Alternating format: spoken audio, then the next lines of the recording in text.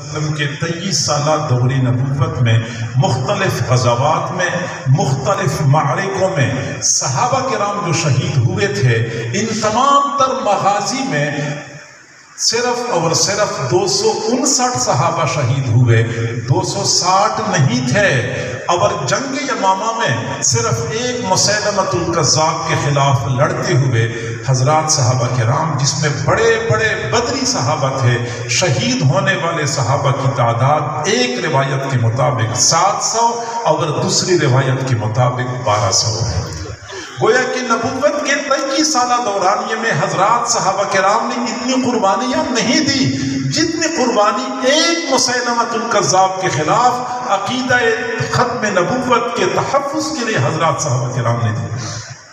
اور آپ حیران ہو جائیں گے کہ حضور صلی اللہ علیہ وسلم کی ذات گرامی کی یہ کشش ہے کہ امت میں سے جو لوگ بظاہر دین سے دور ہوتے ہیں، جو لوگ بظاہر دیندار ہوتے ہیں، وہ تو حضور صلی اللہ علیہ وسلم کی خاطر ہر قسم کی قربانی دینے کے لیے تیار ہو ہی جاتے ہیں۔ جو لوگ بظاہر دین سے دور ہوتے ہیں وہ کئی مرتبہ دینداروں سے آگے بڑھ جاتے ہیں۔ مرد حضرات نے اگر رسول اللہ صلی اللہ علیہ وسلم کے ختم نبوت کے تحفظ یا ناموس رسالت کے لیے قربانیاں دی ہیں، تو اس میدان میں خواتین کی قربانیاں مردوں سے کم نہیں ہیں۔ چنانچہ مسیلمۃ الکذاب کے خلاف لڑنے والوں میں سے ختم نبوت کے جو پہلے شہید تھے، ان کا نام حبیب بن زید رضی اللہ تعالیٰ عنہ ہے۔ حضور صلی اللہ علیہ وسلم کے صحابی اپنے ساتھیوں کے ہمراہ جنگ یمامہ کے لیے روانہ ہوئے۔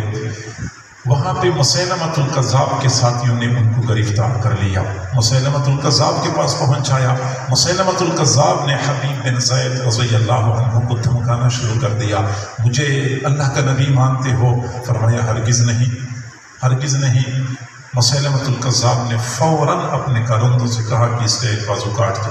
ایک بازو کاٹ دیا گیا۔ پوچھا مجھے اللہ کا نبی مانتے ہو؟ فرمایا بالکل نہیں۔ دوسرا بازو کاٹ دو۔ اگلا بازو کاٹ دیا گیا۔ مجھے اللہ کا نبی مانتے ہو؟ بالکل نہیں۔ اس کے کان کاٹ دو۔ کان کاٹ دیے گئے۔ مجھے اللہ کا نبی مانتے ہو؟ ہرگز نہیں۔ اس کی ٹانگیں ایک ایک کر کے کاٹ دو، یہاں تک کہ جسم کے ٹکڑے ٹکڑے کر دیے۔ مسیلمۃ الکذاب جہنم رسید ہو گیا۔ حضرات صحابہ کرام واپس مدینہ منورہ تشریف لے گئے۔ حبیب بن زید کی والدہ باقی ماؤں کی طرح اپنے بیٹے کے انتظار میں بیٹھی ہوئی تھی۔ باقی صحابہ کرام پہنچے لیکن حبیب بن زید نہیں پہنچے۔ تو ماں نے حبیب بن زید کے ساتھیوں سے پوچھا کہ میرے بیٹے کا کیا بنا، لیکن حبیب بن زید کے ساتھیوں میں اتنی ہمت نہیں تھی کہ وہ پورا واقعہ سناتے کہ حبیب بن زید کے جسم کے کیسے ٹکڑے ٹکڑے کر دیے گئے۔ آخر حبیب بن زید رضی اللہ عنہ کی والدہ نے فرمایا کہ آپ لوگ مجھے پوری بات بتا دیں، آپ مجھے استقامت والوں میں سے پاؤ گے، صبر کرنے والوں میں سے پاؤ گے۔ پھر جب ساتھیوں نے پورا واقعہ سنایا کہ ختم نبوت کی خاطر مسیلمۃ الکذاب کے خلاف قتال کرتے ہوئے آپ کے بیٹے کے جسم کے ٹکڑے ٹکڑے کر دیے گئے، پھر اس وقت ماں نے الحمدللہ کہا اور فرمایا لہذا اليوم ارزقته ولہذا اليوم ربیته۔ اس دن کے لیے میں نے اپنے بچے کو دودھ پلایا تھا، اس دن کے لیے میں نے اپنے بچے کو پالا تھا۔